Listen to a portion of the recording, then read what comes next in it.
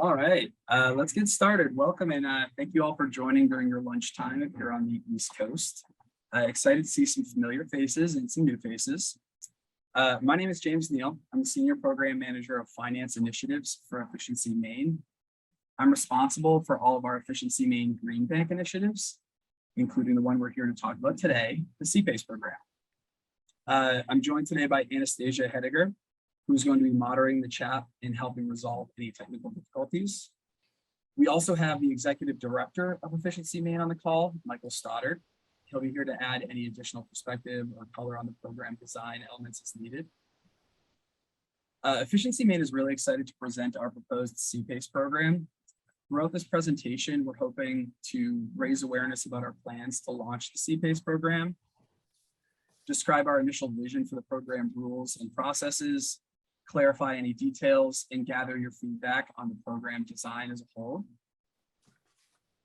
Before we start, I want to just go over some housekeeping notes. First off, this presentation is being recorded and will be posted publicly on our webpage along with the slide presentation. If you have any technical difficulties throughout the presentation that require our attention, please directly message Anastasia and she'll be able to handle those. If you have clarifying questions regarding the presentation, please send it in the general chat to everyone, and we'll try to address them either in writing or during the presentation. If you can, adjust your name in the Zoom to include your name and organization, that will be really helpful just for identifying everybody. So there's a lot of people on the call, and that's great. We're excited to have a great turnout. Please put yourself on mute during the presentation of the slide deck. In addition to clarifying questions or technical difficulties, you may also post comments in the chat as we move through the presentation. Anastasia will be monitoring that throughout the call as well. Please do not unmute yourself during the presentation unless for some reason you're called upon. After we complete our presentation of the slide deck, we're going to open up the dialogue for public comments. At that time, if you wish to make a comment, please raise your hand, and we mean that digitally. If you go to reactions and then click raise your hand, that would constitute raising your hand. At that time, if we call on you, you can unmute and state your comment or clarifying question.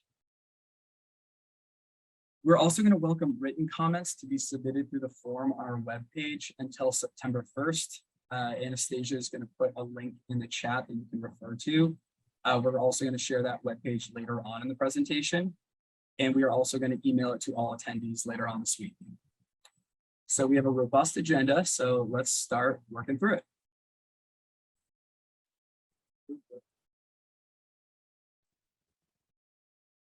All right. So Efficiency Maine is an independent quasi-state agency that operates under the oversight of a board that is appointed by the governor and confirmed by the legislature. So Efficiency Maine runs the energy efficiency and carbon saving programs for the state. So some important functions and features of Efficiency Maine include providing technical information, creating customer engagement, financing and rebates, and providing vendor lists. Efficiency Maine is funded by electric and natural gas rates, as well as the Regional Greenhouse Gas Initiative, or RGGI. We're also funded by forward capacity markets in the ISO and eGrid, some federal grants, and other sources as well. So for more information on Efficiency Maine or our programs, please visit efficiencymaine.com. The enabling legislation for C-PACE was passed in 2021. As many of you may already know, the intent of the C-PACE program is to accelerate the adoption of energy efficiency and renewable energy projects by commercial entities. A C-PACE program allows the owners of qualifying property to access project financing. Unlike other project financing, the borrowed capital is repaid over time by way of tax assessment with an associated lien on the subject property. So this adds a security to the financing of energy efficiency projects. So C-PACE programs provide various benefits to property owners, contractors, and capital providers. We're going to call out some of these benefits and more about how the C-PACE program works throughout the presentation. Given the number of C-PACE programs that have been popping up across the country for the last decade, we've been able to review a significant amount of collateral and obtain input and advice from other programs and organizations. We identified one of the primary goals of our C-PACE program, and that is simplicity. We want our local municipalities to have low barriers to adopting a C-PACE ordinance and easy to follow processes throughout the program. As much as possible, we want the C-PACE program to fit within the normal stream of commerce for capital providers, allowing them to execute on their core competencies. Most importantly, we want this program to be easy to understand for property owners and contractors. We want them to easily see the benefits of participating in the C-PACE program and have a higher likelihood of pursuing energy efficiency projects. All right, so we've covered a little bit about C-PACE as a whole and what we had on our mind when we designed our initial vision for the program, consistent with the enabling legislation.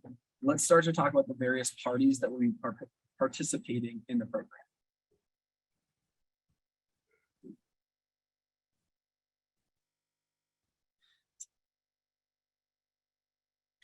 So the first requirement for a property is that it is located within a participating municipality. After the launch of the program, which is earmarked for this fall, by the way, if your municipality is not currently participating in the C-PACE program, we encourage you to get involved and help spread awareness to your municipality. So please contact us with any support you may need to do so. C-PACE requires consent and participation of the property owner within a participating municipality. So it does need property owner participation as well. It cannot be pursued by a third party without the property owner's consent and participation. So the example there would be that a tenant or lessee cannot pursue a C-PACE program project individually. The property and or property owner must be up to date with all the payment obligations typical to a commercial property. That would include mortgage and tax obligations. The property must also be considered a commercial property. This means the property does not have a residential mortgage, is not owned by a residential customer or small business, small commercial customer. That would be defined by the utilities. The property cannot be owned by a government or public school. And in the case of multifamily property for residential use, it must have at least 5 rental units. So these requirements are more thoroughly detailed in our program guidelines, so please visit those for the entirety. Project requirements. The project requirements for the program are as follows. A project or energy savings improvement must be new and permanently affixed to the qualifying property. The project must have a savings to investment ratio or an SIR of not less than 1. The term of the C-PACE financing may not exceed the estimated useful life of improvements. And we're going to detail this later, but the technical reviewer will determine or verify the useful life of the project and thus the max term length of C-PACE financing. Qualifying property must have a debt service coverage ratio of not less than 1, and a qualifying property must have a loan to value ratio of not more than 1. And lastly, the qualifying property's commercial PACE assessment to value ratio must be no greater than 0.35 and 35%. Once again, these will be all more explicitly detailed in the program guidelines. So now we're going to talk about participating in the program and the entities that are involved. So there's a lot to talk about related to participating in the program. Really what we're focused on here is the benefits of the program, the primary role of each participant, and the requirements to participate. As a reminder, the slides will be uploaded to the website, so you don't need to take copious notes throughout. I'm going to highlight some of the key elements related to how the program will function. So first, Efficiency Maine is the administrator of the program that will oversee its execution. Any property owner will be able to participate in the program as long as they meet the property and project requirements that you just reviewed. And foremost among those is that the property is located in a municipality that has opted into the C-PACE program. Capital providers. So any capital providers that wish to participate in the program will need to register with Efficiency Maine by submitting an application. We will maintain the list of registered capital providers on our website throughout the program. Registered capital providers are one of the most important parts of a successful program. So we've actually designed the program so the capital providers should expect to manage the program activities, coordinate efficiently with the other program participants, and adhere all projects to the program requirements. We're going to detail that a little bit further as we move through the presentation as well. Improvement contractors, we've also designed the C-PACE program to be very easy for contractors. Improvement contractors will not need to register or apply to participate in the program. They will simply need to just fulfill their typical contractor duties, including quoting, coordinating, and installing projects. To clarify, contractors will not need to register for the C-PACE program, but if they wish to participate in any of Efficiency Maine's other programs, they will need to adhere to those standards, which may require them to register to become a qualified partner. Lastly, we have the local municipalities. We've tried our best to keep the responsibility of the municipalities as light as possible, but municipalities will have some tasks specific to each project and some tasks to make the C-PACE program available within their jurisdiction. So let's first talk about participating in the program as a whole. There's two separate tasks that a C-PACE, that a municipality must execute in order to participate in the C-PACE program. So a local municipality must first adopt an enabling ordinance authorizing participation in the C-PACE program. They must also execute a municipality C-PACE participation agreement with Efficiency Maine. So for clarity, you don't need to perform those two tasks for every project. You just need to perform those once up front. Now, there will be other duties responsible with each project. Some of those include entering a commercial PACE agreement with property owners and capital providers. That is a separate agreement. Filing documents at the county level and managing delinquencies on individual C-PACE liens when applicable.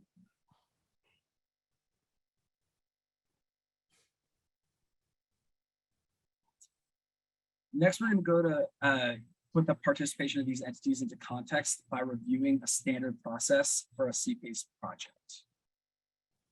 One thing I should note is that our description in this draft of the process is simply a guideline to understanding the program and a tool to better execute the program. We understand that for various projects, this process may not be followed exactly. That's completely okay. We do call out specific requirements throughout the process that absolutely must be followed for each project. This is a quick overview of the flow of a project through the C-PACE lifecycle and the program participants that are involved at each of the various stages. We're going to go through this in detail, stage by stage. The starting stage is very simple. A property owner and a contractor work together to scope out a project. Once they have decided to pursue a project within the C-PACE program, we move on to the next stage. Stage 2, establishing compliance with program requirements. Stage 2 is all about meeting the requirements of the program. We've designed the program so that capital provider for the project has the ability to take control of the processes of this stage, if that is the model that works best for all the parties involved or the participants of that particular project. So of course, the capital provider may outsource some of the work, but we feel that they're in the best position to manage their requirements as a whole. So some of the key tasks in this stage are collecting an SIR certification document. Note this must be signed by a technical reviewer. Obtaining mortgage lender consent. We're going to talk more about the details of an SIR calculation and the technical review a little bit later on in the presentation. But right now I want to quickly cover the mortgage lender consent. Any and all financial institutions that have a lien or mortgage on the property will have to sign a mortgage lender consent document to be submitted with the application. Once again, the capital provider will not need to execute all of these responsibilities themselves. However, we do feel that they would be in the best position to organize and ensure that all the requirements are being met.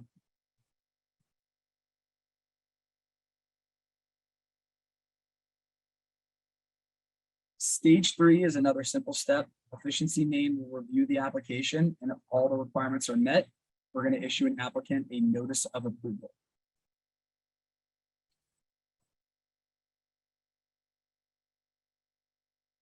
Now, stage 4 is all about putting the plans into action. Once the financing agreement is closed between the property owner, capital provider, and potentially the contractor will install the equipment. The capital provider, property owner, and local municipality will all execute the commercial PACE agreement that we had talked about previously. The capital provider will also record two key documents with the municipality: the Notice of Commercial PACE Agreement and any and all mortgage lender consent documents.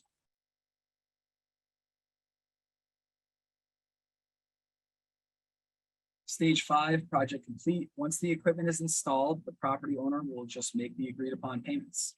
When they have finished making all the required payments or have fulfilled all the obligations, the capital provider will notify the participating municipality to remove the C-PACE lien. At which time we move on to stage 6, which is finance completion. And at that point, the municipality will remove any liens related to the program, and the project has fully completed the life cycle of the C-PACE program.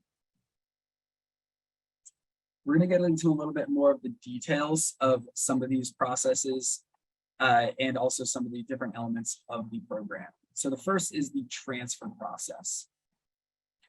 There's two types of situations that could result in a transfer of a property with a C-PACE assessment to a new party. So if the original property owner sells their property, then and only then would they be able to transfer the payment obligations of the C-PACE assessment to a new owner or the buyer of that property. Alternatively, either one of the parties to the property sale could pay off the remaining obligations and thus remove the C-PACE assessment, and that would be the same as completing the life cycle of the C-PACE process.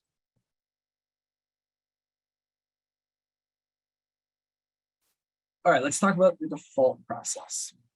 If the property owner were to be in default with the C-PACE lien and with the participating municipality, then the project would follow the statutory and foreclosure processes associated with real property taxes. If the property owner were to only be in default of the C-PACE lien and not with the participating municipality, then the capital provider would have the same powers and rights as the participating municipality. But in this instance, the foreclosure process would be that of a lender holding a lien on real property.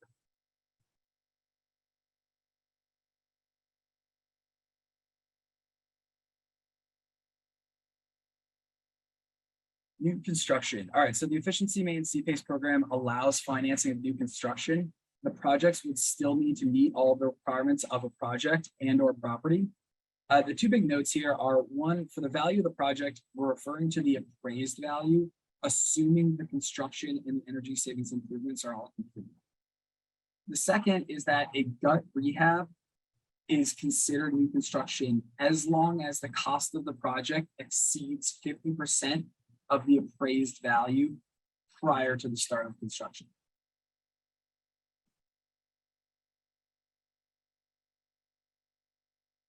We're going to get a little bit more specific about the savings to investment ratio and some of the requirements for that, both standard and with new construction. So the SIR, or savings to investment ratio, is the present value of savings divided by the present value of costs for an energy savings improvement. So to reiterate that, the numerator is the present value of net energy savings and non-fuel O&M. The example will go along with the numerator is a heat pump. So if the heat pump will use less dollars in electricity than the previous heating system used, whether that was electric or fossil fuels, the present value of those savings may be used.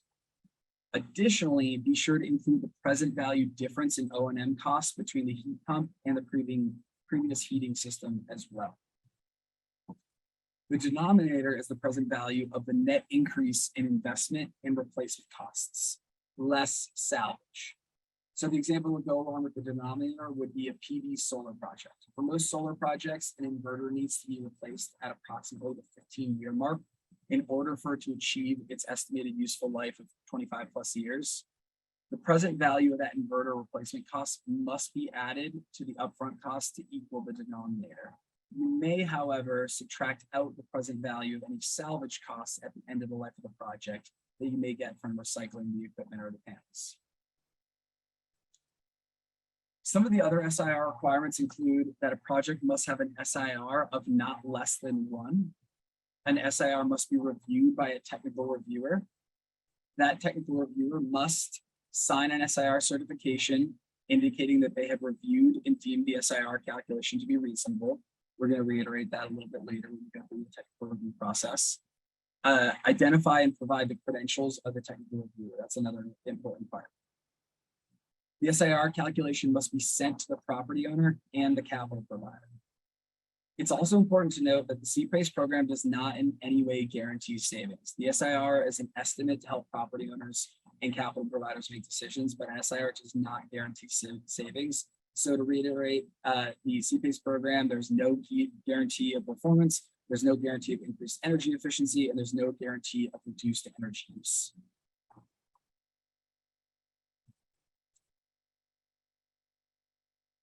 To dial in, we're going to go over the SIR for new construction. And in the case of new construction, major renovations, the calculation of the SIR shall consider only the incremental costs and savings that are estimated to result from one or more of the following improvements. So that includes building envelope improvements, heating and cooling, LED lighting, photovoltaic solar installations. Please refer to the guidelines for details of the SIR calculations for new construction. But the gist is that for the measured categories we have provided, the project does not need to itemize the cost of the measure, but instead can substitute the incremental building cost for the present value investment of the measure itself.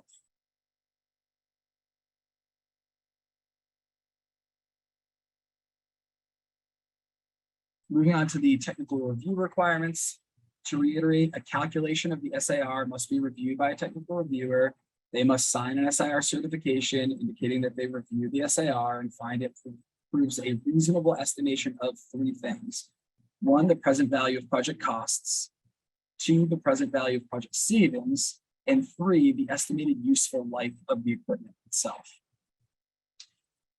A couple other things for the technical reviewer. The technical reviewer must also indicate whether they themselves did the SIR calculation or not. If they did not do the calculation themselves, they need to identify who did that calculation. An application to the program must indicate in writing or by applying their stamp the name, title, employer, place of business, and any other relevant professional credentials of the technical review. This will all be collected at the time of the application in stage 3 of the process.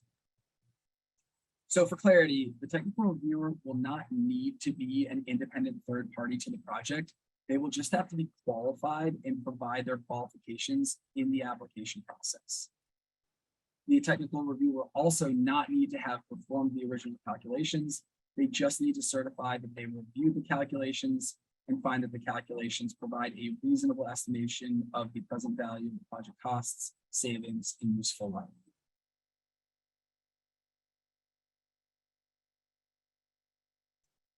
So far, we've highlighted the current draft of our C-PACE program and provided a little bit of context as to how we got here and why we made the decisions we did. The key decisions we're displaying are areas in which we would really like feedback. We're going to briefly post some questions that we've considered. We're hoping to receive feedback and additional context around these decisions. Feedback on these topics or others could result in changes to the program, affirmation of the program design, or a call to legislators to modify the enabling legislation itself. With that said, I'm going to go through the different key decisions in their entirety before we begin opening up for comments and discussion.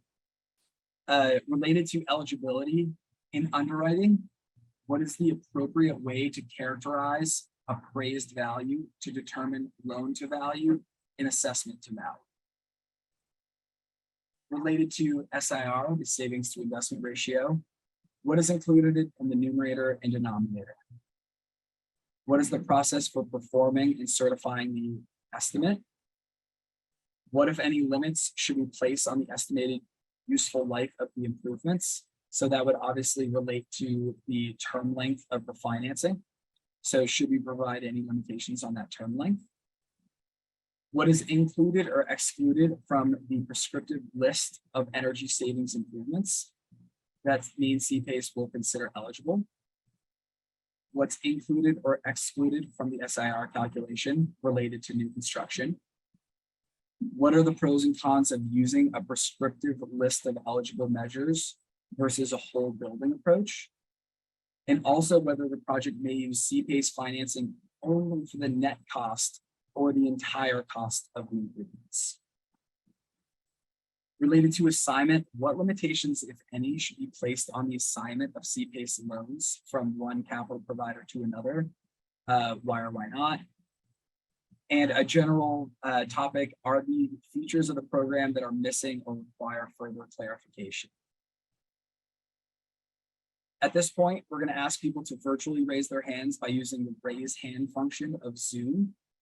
If you click reactions and then raise hand, Anastasia will keep track of the relative order.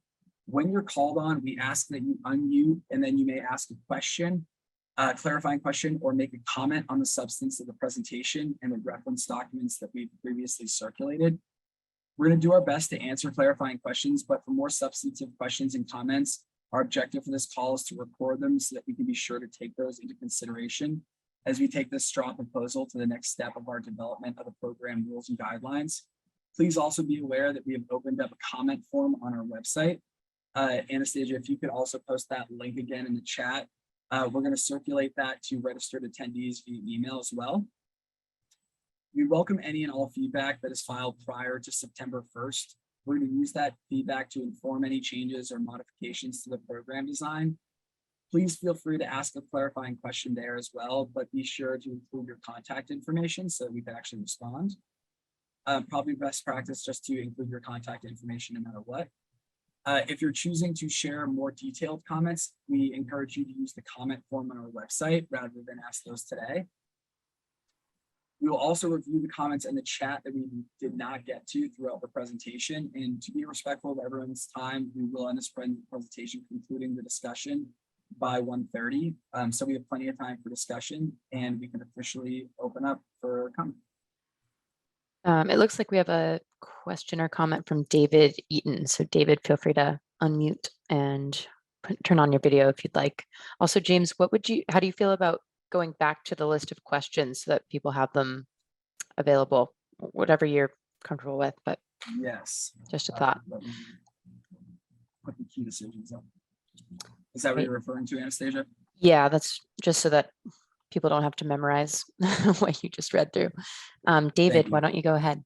Great, thank you. Can everybody hear me? Yep, sound good. Yes, we can hear you.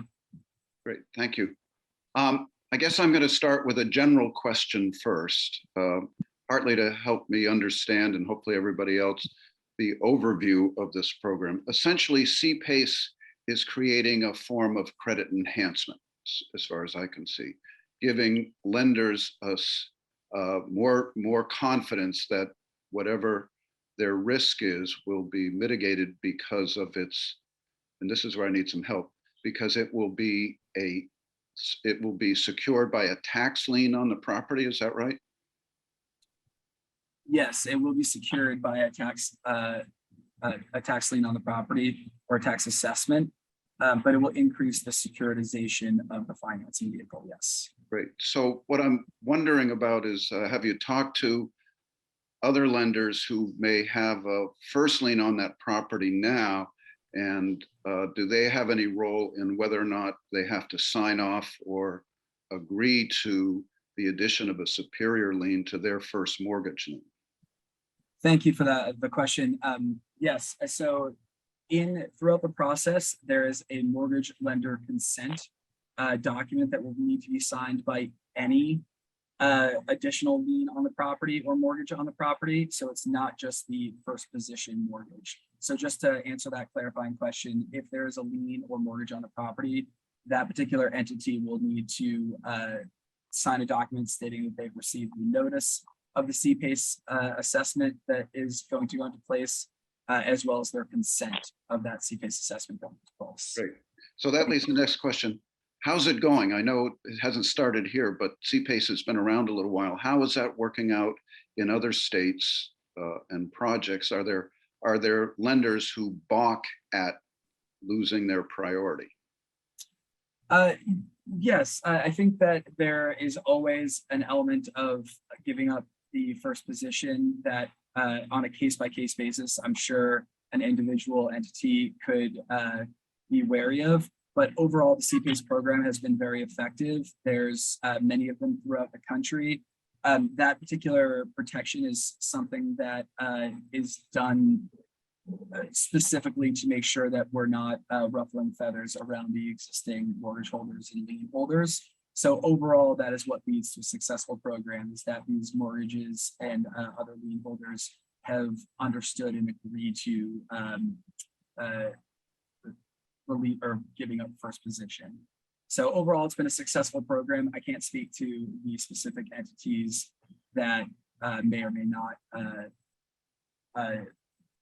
agree or disagree when that happens for a project within one of the properties that they may hold a mortgage. But overall, the programs seem to be extremely successful. We've spoken to a number of C-PACE programs and participants in C-PACE programs throughout the country, and they seem to be quite successful so far. Sounds like it would make sense to give your mortgage holder the first crack at participating. So thank you. That's helpful. And I'll just quickly on another question.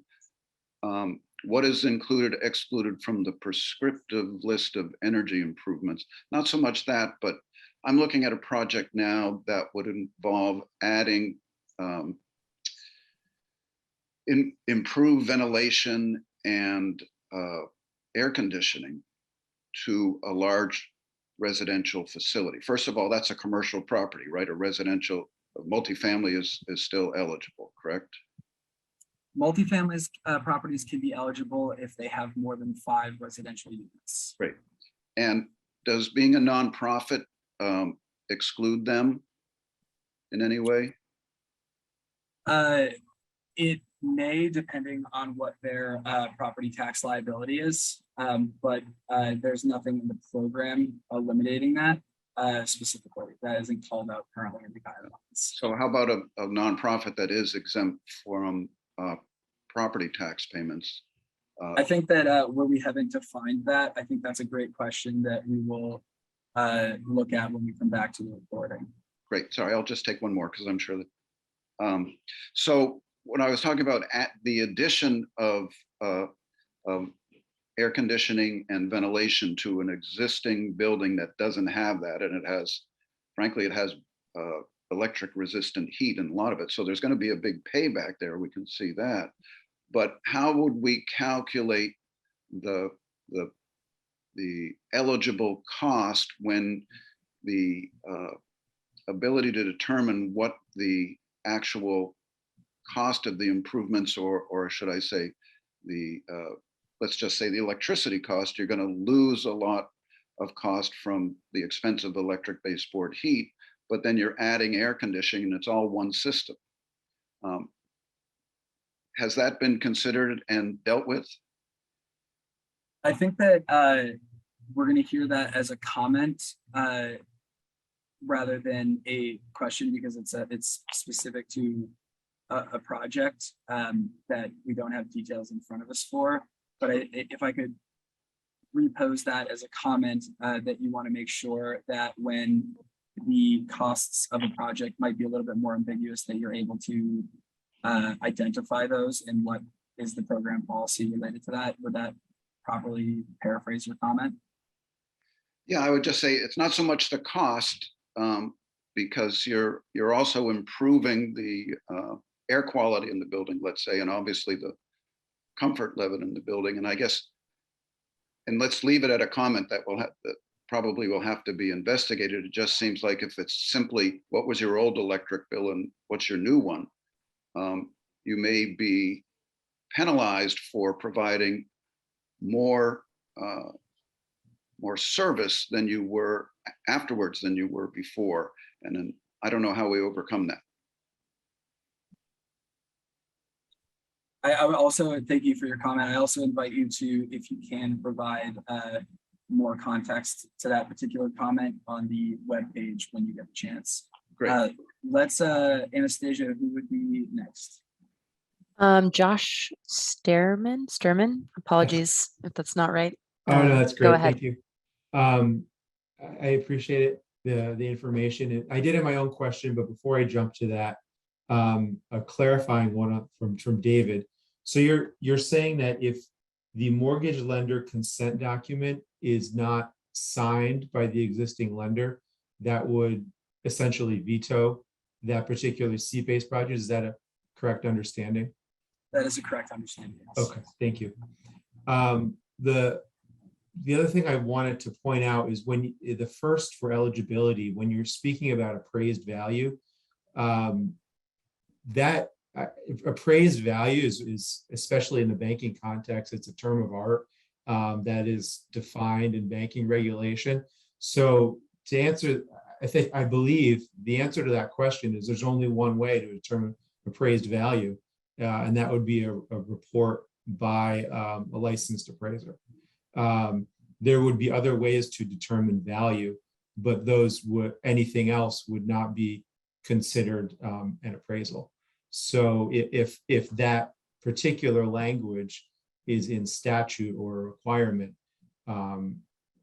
you're limited and you have to get an appraisal. And I know you might have a varying level of comfort going out and getting an appraisal report for a property, especially a commercial property, because there's going to be an expense there.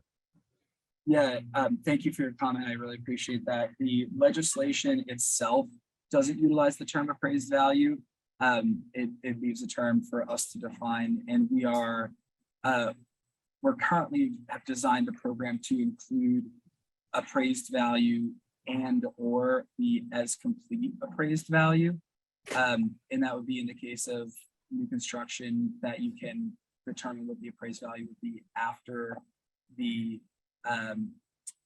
modifications or the improvements or the construction has been completed. Do you have any additional comment to that? I think what we're really seeking is one, a more characterized definition of appraised value, and two, our intent to include the as complete appraised value to be allowed within the scope of the program. I mean, I think if you're saying any variant of the term appraisal or appraised value, you're going to need to get a report from a licensed appraiser, any kind of variation of that term. I mean, whether that's what the intent was or would be appropriate is probably a separate conversation. But once you start saying appraisal or appraised value or any variant of that, I think there's really only one approach. Thank you, I appreciate and that. Especially if you're saying as complete, because that introduces an additional layer of complexity that's going to take some meaningful professional expertise to determine. To solicit some further comment from you related to that, we are not collecting that particular appraisal. In the case of new construction, I would assume that an appraisal is being done anyway to be able to finance the project. Is it in the case of a retrofit in which you may be swapping, widget for widget, for example, swapping out a heating system, that was old for a heat pump? In that particular case, if we use the term appraised value, do you feel that would force capital providers to get an actual appraisal on the property rather than just safely determine that the assessment to value ratio was below 0.35? I mean, I think, yes, I think this is not any kind of official position, but I think any scenario at all, when you're using that term appraised value, it's to really be accurate, it would have to have an appraisal report. Now, if someone's just kind of swapping out some hot water heaters or a retrofit, most likely they're not doing an appraisal just because of the amount of dollars. And I mean, you're only going to be doing an appraisal if you're borrowing a certain amount of dollars from a financial institution. So you wouldn't necessarily be getting an appraisal in those circumstances all the time. Understood. Thank you. That helps clarify that particular topic item for us. Sure. And I'm happy to follow up this on it further with you online if that would be at all helpful. Yeah, I think that may be helpful to continue that particular discussion. Sure. Thank you. Thank you. Rob Wood, why don't you go ahead? Anastasia. Hi, everyone. Rob Wood with the Nature Conservancy in Maine. Thanks for the opportunity to participate in the meeting today. Thanks for the good presentation, James. And I just wanted to say first and foremost, just want to express a lot of gratitude for all the due diligence and hard work that has gone into developing the C-PACE program. Genuinely appreciate it. Just wanted to say I had a chance to at least skim the program guidelines, and from our standpoint at the Nature Conservancy, it seems consistent with the provisions in the C-PACE Act. We'll submit some more detailed comments through the portal, and then just wanted to quickly, I think, respond to one of the key decision points up here on the screen, and then we'll again submit more detailed comments, and it's just around the new construction. And obviously would look to folks who are actually implementing the program and financing C-PACE projects to really speak to this in the most detail. But I do think to that question of kind of the pros and cons of using a prescriptive list of eligible measures versus a whole building approach, I do think it's my understanding that I think in other states and other programs there has been a whole building approach applied. I do think there can be potentially complicated to look at individual eligible measures in the context of building a new building from scratch and trying to understand what is kind of the baseline for an individual energy efficiency measure, and being able to trace financing to that specific upgrade as opposed to the kind of energy efficiency level of the whole building relative to what's required by the building and energy code or the stretch code if a municipality has adopted the stretch code. So just wanted to speak to potentially the benefits of taking a whole building approach. And we'll submit more comments later on. And just to quickly, not elaborate, but maybe clarify the comment, looking at the whole building approach would be looking at, rather than a specific measure by measure, we're using the whole building approach to determine the financing amount, and or to determine whether or not it's considered an energy savings improvement. So are you in that also extrapolating that the financing would be obviously within the limitations of the underwriting requirements, but the financing would be extended to the entire building, and that the building itself would be the measure because it was above code by a significant standard? That is my understanding of how C-PACE financing for new construction has been applied, at least in some other states. I don't know for certain that that's the case in every state with a C-PACE program, but I'm aware of some case studies where it is based on the full energy profile of the building relative to the what's required by the energy code. Excellent. Thank you for that clarification. Sure. Thank you. Glenn Baker, I saw that your hand was up before. Do you still have a comment or question? Yes, as a matter of fact, thank you for the opportunity. One question I wanted a little clarification on was, are the principals of a development company that is seeking a C-PACE loan going to be personally liable for the property or personally liable for the debt, or will this be a non-recourse transaction? How is that envisioned in this plan? I'm going to take that for the moment as a comment, but one thing that I would just say overall that I hope clarifies the question portion of that would be that it is the property owner that has to enroll in the C-PACE financing. That property owning entity could be a business or an individual, and the property owner would be liable to make those finance payments. In the case of something like a triple net lease, it might be the occupants of the building that technically pay for that cost, or from a cash flow point of view, pay for that particular cost. But the property owner does need to sign on to the C-PACE financing and is ultimately responsible for the tax payments. So hopefully that clarifies your question, but Well- also we're going to take that as a comment because there's a few terms there that I would want to further identify. Do you want to continue, Glenn, at all with any elaboration to your comment? Well, you and I could be in a development company called Neal Development Inc. And we're the 50-50 owners of that company, and the applicant, Neal Development Inc., makes the application for the C-PACE loan. We get the 35% of the total project cost financed through C-PACE. We have the bank subordinate to that. But then are we, James Neal and Glenn Baker, then personally obligated as we would be with many other bank loans? Or is there a non-recourse piece to this? That's kind of the clarification I was seeking.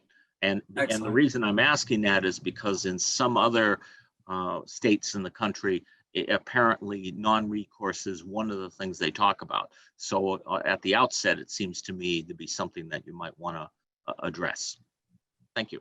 Thank you. Yes, I'm going to take that as a comment for right now because I won't be able to clarify your particular question live. Thanks, Glenn. Robert Gaudreau, sorry for the pronunciation. Go ahead. James and Anastasia, thank you for your time. Appreciate the presentation. I really would love to know more of why the prescriptive list is being determined over the whole building approach.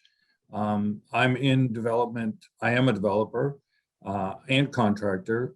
I have a 33 unit under construction or just starting. And I would say your prescriptive would take 50% of my value out of the C-PACE that I was looking forward to.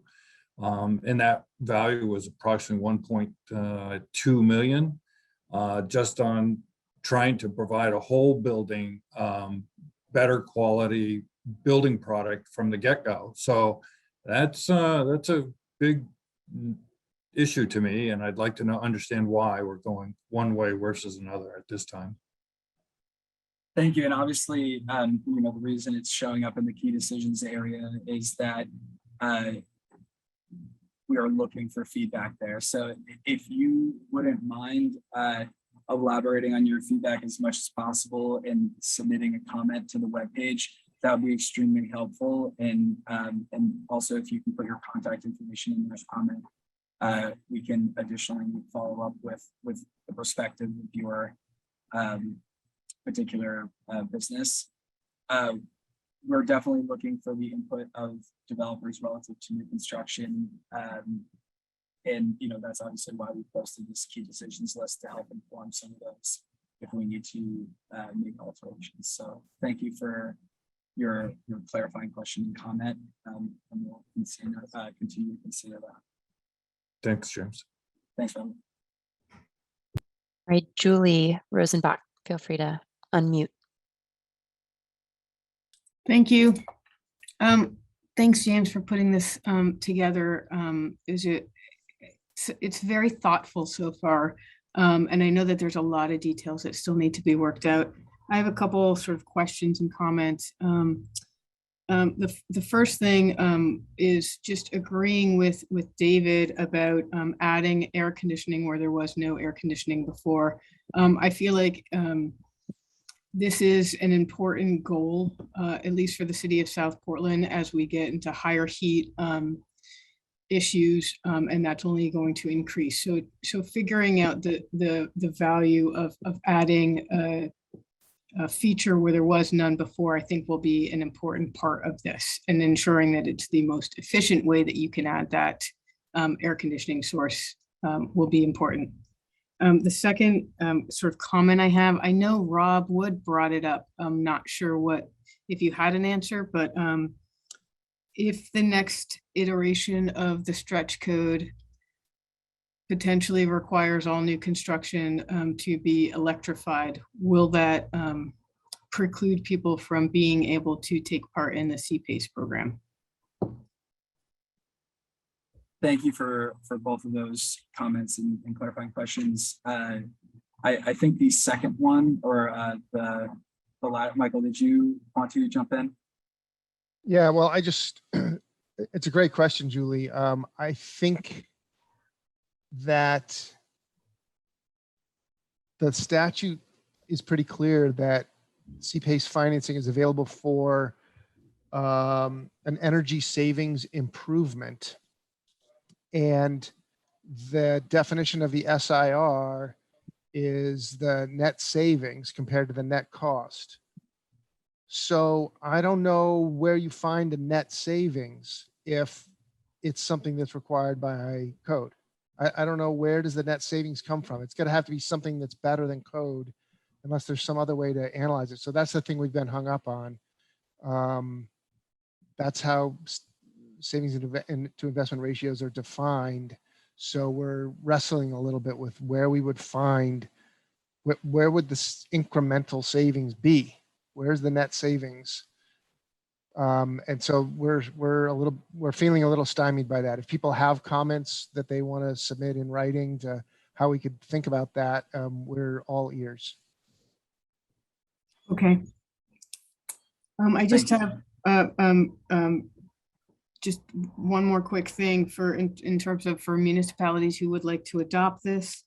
Will you guys be providing model ordinance language, and then whatever you want to call it, something like implementation guidance for finance directors and assessors who want to implement this?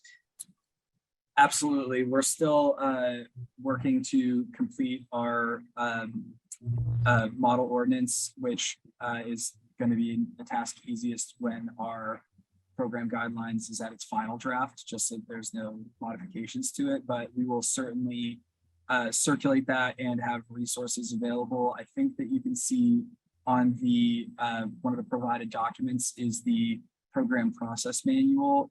You can see in the additional resources area that is our intent to provide some additional resources for municipalities, including a model ordinance.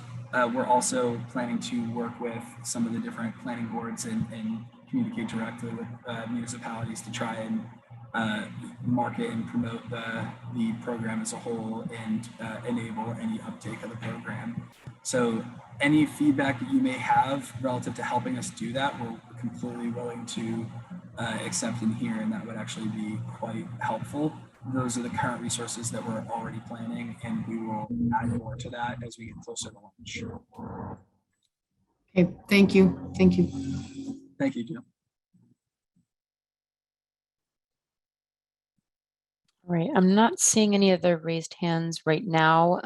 We did get a question in the chat during the presentation that I'll just put out to James and Michael. Is there funding dedicated to training programs that train individuals in efficiency installation techniques? I'll take a crack at that. James, maybe you have more particular information. So the first point is that doesn't seem like it's a specific question to the C-PACE. I don't know how that's connected to our crafting of the C-PACE guidelines. It sounds like it's maybe a question about what else is going on that would be to help facilitate people doing C-PACE loans. But the training that we have coming through Efficiency Maine right now has been focused on building codes, and from time to time, specific trainings around new measures, new technologies in our various programs. The thing that I think I want to refer you to that probably would be the most helpful is the new Clean Energy Partnership that's being run out of the Governor's Energy Office that has $8 million in new funds from the federal American Recovery Plan Act money that is specifically designed to promote training for weatherization and HVAC and solar installers and the whole workforce around clean energy. So I really think the question would probably be best directed to them, and they've got a good website. And I think if you go there, you can find what they're offering. That would be my best advice.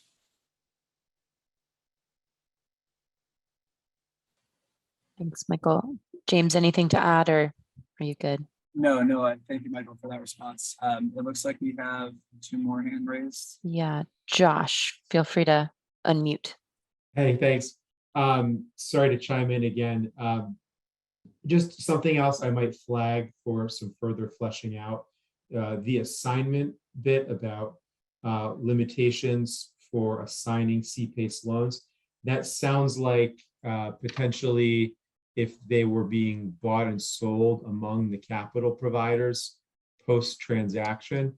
I think it's something we'd want to know more about.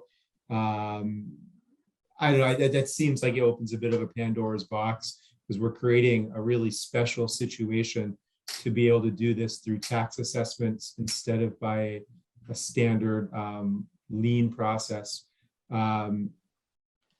So I think it just brings up a lot of questions that I think especially lenders would want to know about, and that's really also tied into one of the earlier questions about the guaranteed and how this would affect potential conveyances of the real property. And I will provide a quick clarifying statement and then also welcome you to elaborate on that particular comment. Currently, we're not placing any restrictions on the assignment. The thought process and feedback that initially went into that was related to capital providers needing kind of an unencumbered ability to assign the financing, as they can't reasonably say that they would be able to survive the entire life of a finance agreement, similar to the way that mortgages do. We had some other, we had a wide variety of feedback around that in the final 72 hours before this particular event. So our current position, to clarify, the current draft does not have any limitations on assignment. Would you mind clarifying a little bit if you were, for lack of a better term, in support of that particular position or offering a counter view on that? Can you say the question again to make sure I fully got it? Yeah, so currently the program does not have any limitations on the ability to assign the financing from one capital provider to another, or to, in another term, sell the particular financing. Are you in favor of that, or would you support that particular position, or would you have a counter? I'm not sure I'm educated enough on the details to have a firm up or down position today. I think I need to learn more. Yeah, sorry. No worries, and did not mean to put you on the spot. I was just No, making okay. sure that I could clarify. And definitely please feel free to investigate a little bit further and provide a more substantive comment on the webpage. Sure. If there's any other capital providers that are on the call currently that would like to raise their hand, that would be an area that we are certainly welcoming feedback. David, did you have another comment or question? Oh, you're on mute. Can you hear me now? Yes. Yes.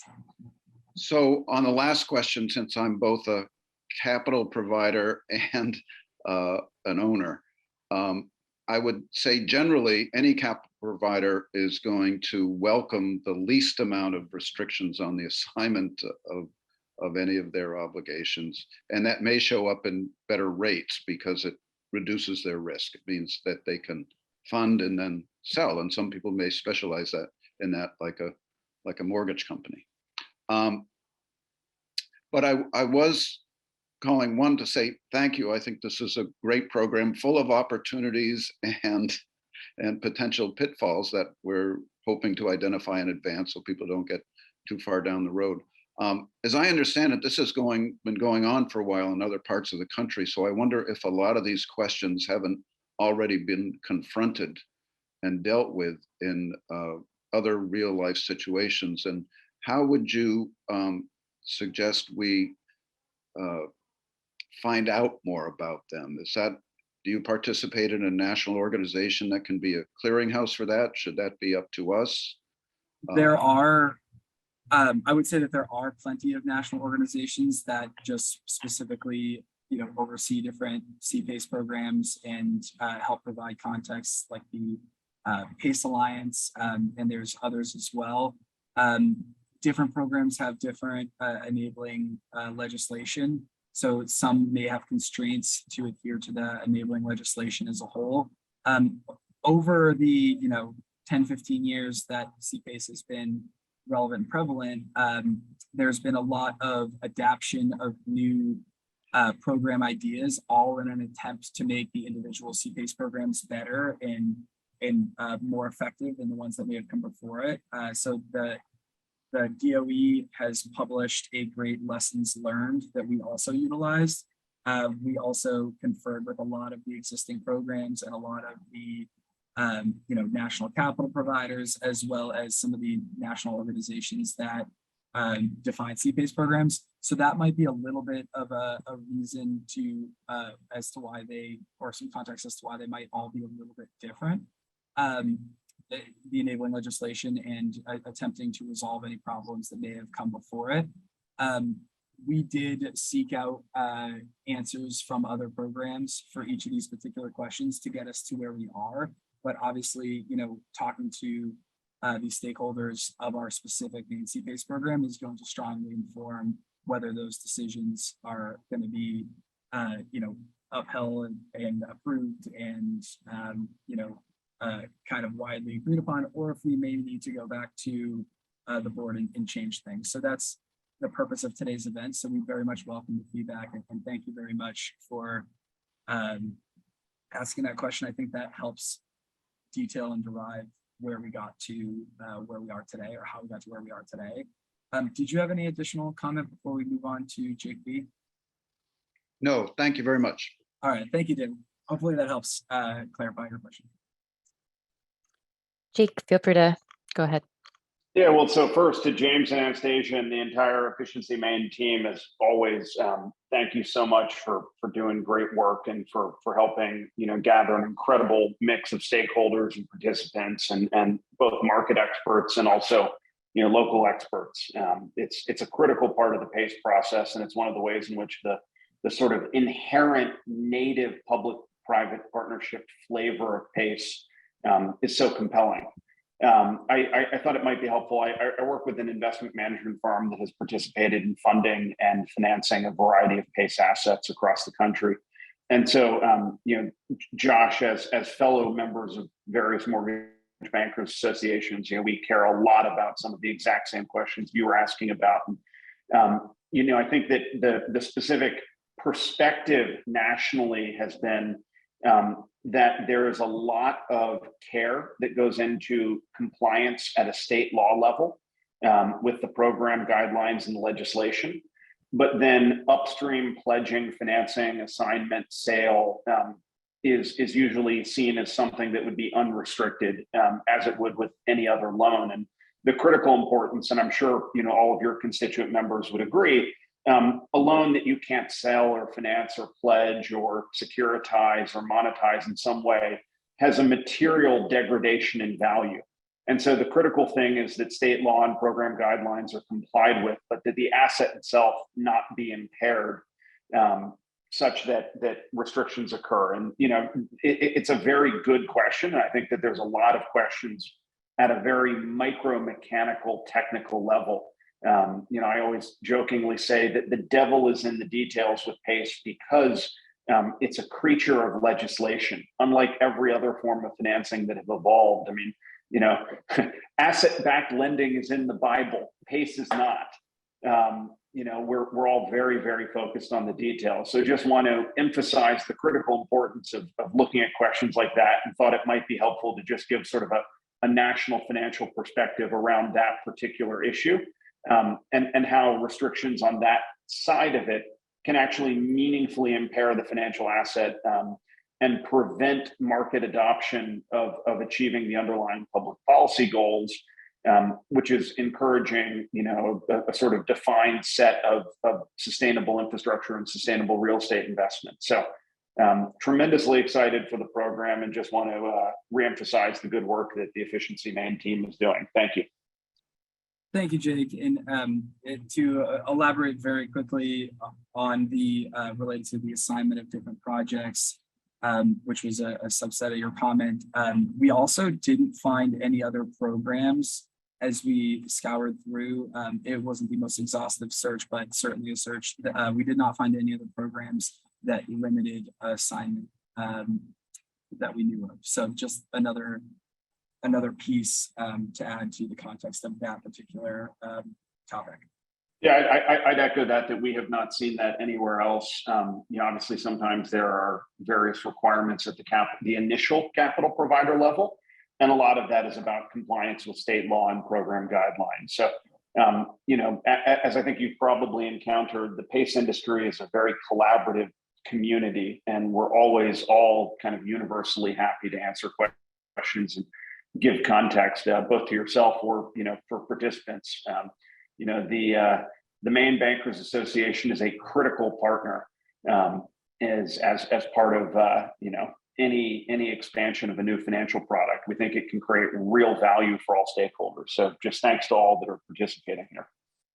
That's certainly been helpful in crafting our program design. That the industry as a whole has been really helpful in providing feedback and helping one another.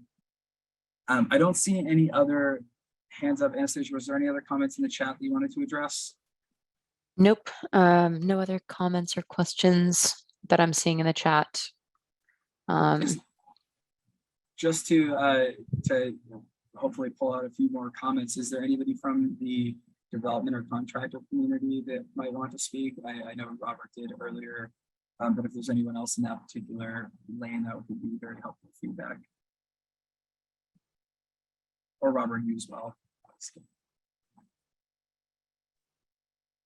And James, I would think that the initiators of the review of the energy efficiency, those people should be qualified somehow, or else we're going to have a field day of what is or isn't making that 1%. So, I mean, I think that's a new piece that needs to be added. Qualified. Do you mind saying that one more time? Were you referring to the technical reviewer?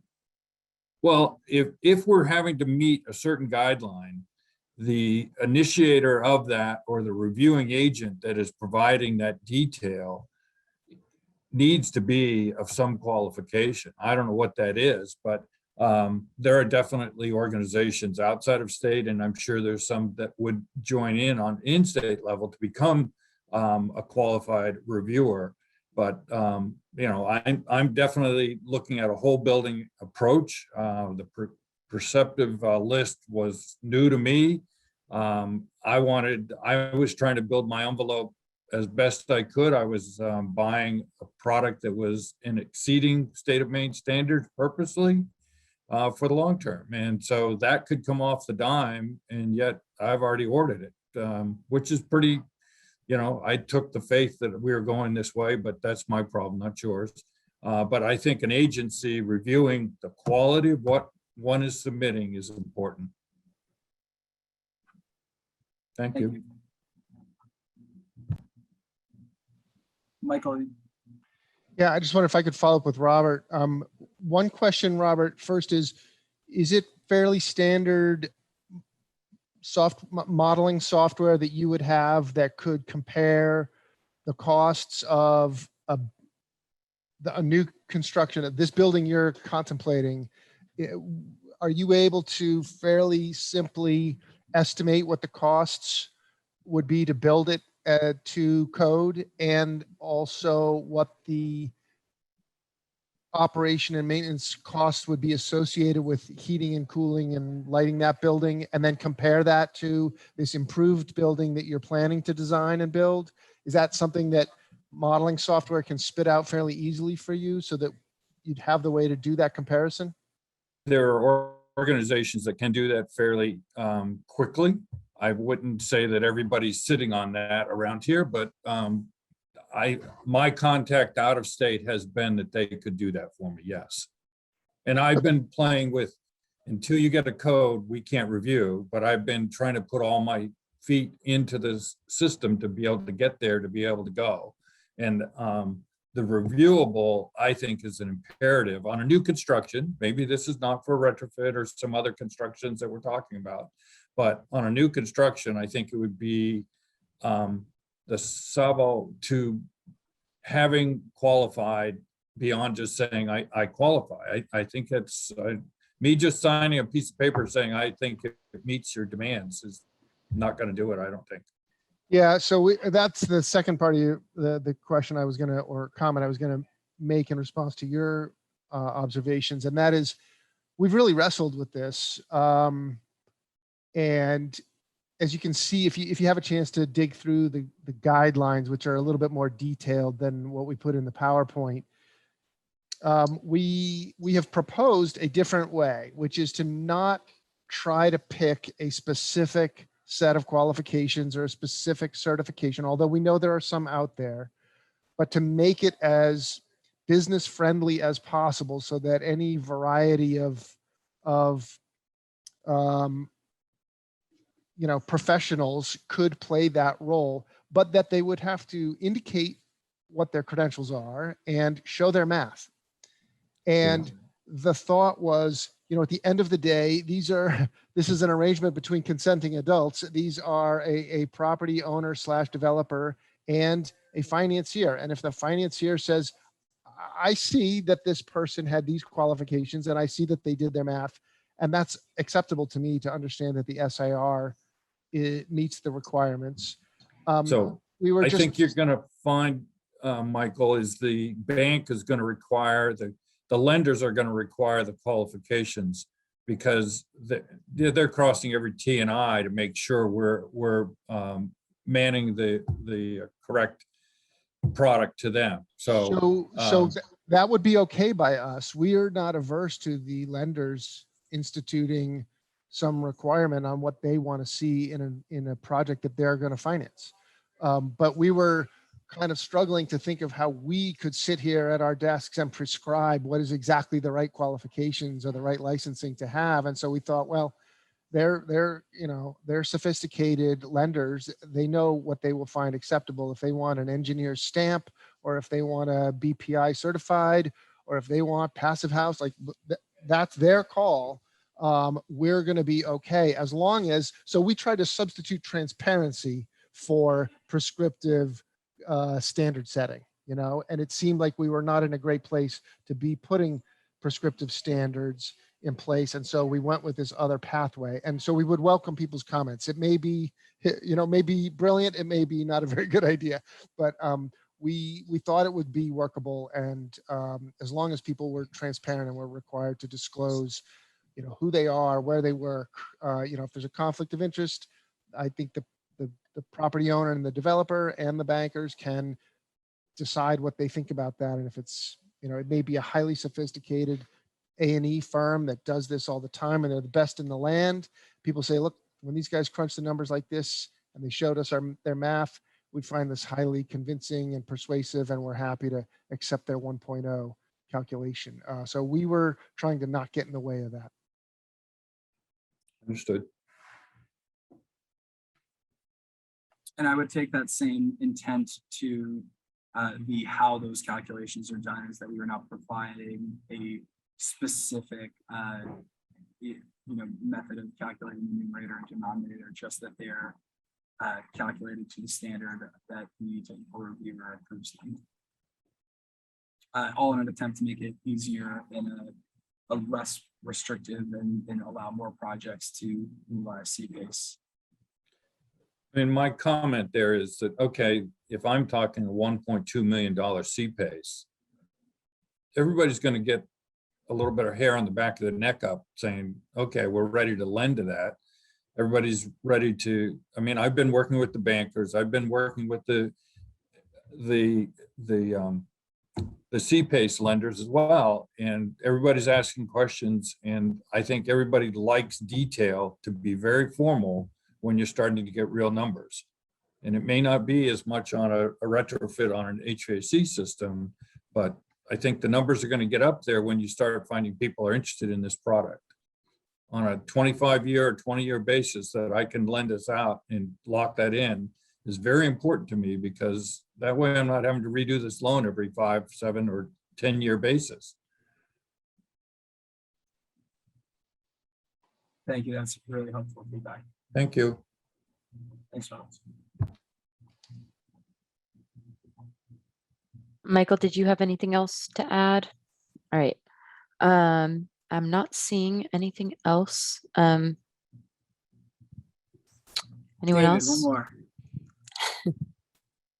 Oh, David, go ahead. Oh, you're on Still mute. on mute, David. Sorry to keep chiming in, but I keep thinking of new things. Can you give us what the initial feedback from the municipalities you've talked to about participating in this program, and what are their concerns, and how's it going? Yeah, I think that's partially what we're here for today, and why we're having this event is to get some of the feedback from participating municipalities. We have discussed with some throughout the crafting of the program, as well as that's the reason that the enabling legislation was passed, is that it was driven by some of the municipalities that intend to participate. There has been a residential PACE program in the state historically, and there was a number of participants in that particular program. So far the feedback has been positive, and there's excitement around the economic development opportunities and increased energy efficiency that may come along with this. It's obviously going to be our particular role to advertise this program and continue to extend it as far as it can go. But that's one of the areas of this particular stakeholder event, is that we are looking for feedback from participating municipalities to make sure it's going to be simple enough for them to get involved and get engaged. Michael, did you have an additional comment or elaboration there? I saw that you unmuted. I think you pretty much got it. I mean, we know Julie and Troy have been involved in this since the beginning, and we know their municipalities are quite interested in figuring out how they can deploy this new financing tool.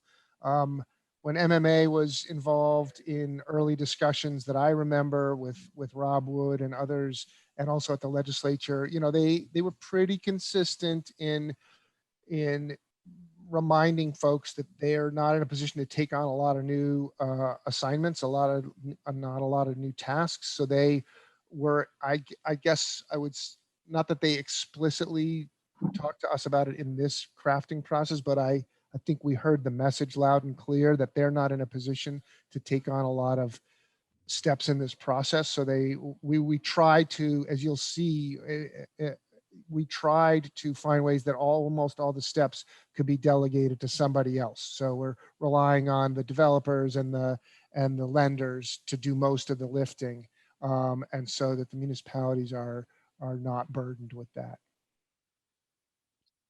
But I think we'll make sure we go reach out to them now that we have a fairly fully formed proposal. We'll circle back to them and see if we can get more specific feedback.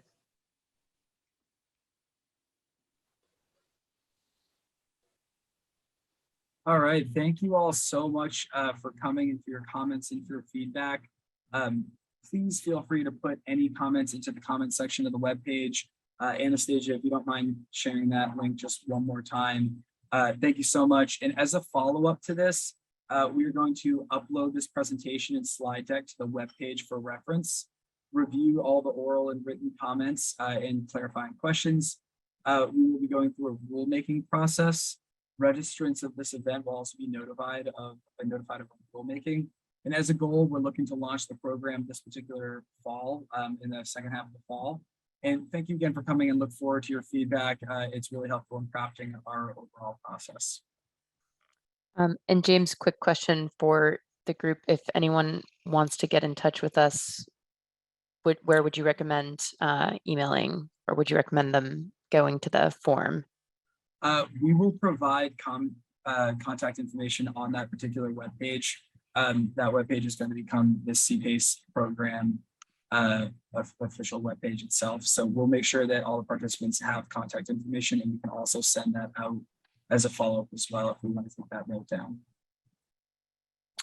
Sounds good. Any last words from anyone before we close it out? think we're good. Thank you everyone so much for coming. Really appreciate it. Thanks, everyone.